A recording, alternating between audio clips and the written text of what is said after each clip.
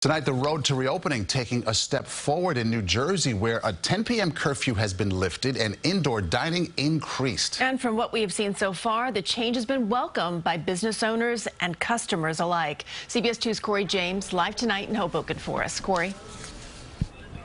Yeah, Maurice and Christine, it's been a pretty positive response so far here in Hoboken. I got to tell you, from where we are right now, there's no sight of any outdoor seating areas, and many people right behind us in some of these restaurants are still eating inside, having a warm meal without feeling rushed.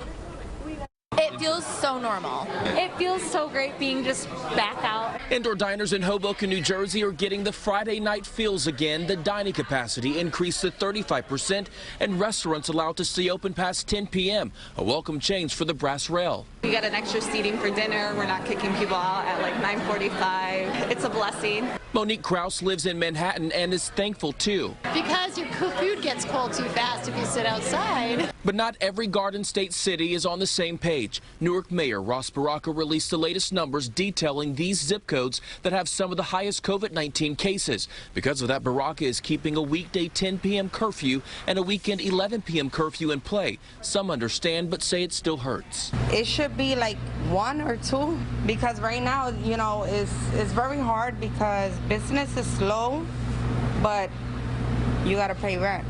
You got to pay rent. You got to pay bills. We've been crushed. Dan Connor feels her pain. He is one of the owners of Donovan's Pub in Woodside, Queens, who is hoping the governor moves up the reopening of indoor dining and changes the curfew. If you moved it to midnight, that's at least 1 extra turnover of tables. Give us 3 days earlier, we get a whole weekend for Valentine's Day. You said from the beginning you were going to follow the numbers and follow the data. Please take your own advice and let's go. NYC Hospitality Alliance says it is fighting to make that happen because restaurants do not want to miss another major money-making day. We are trying to advocate with the governor to ensure that we can increase occupancy to 50% here in New York City safely. We've lost thousands of restaurants already, so many more teetering on the edge of survival.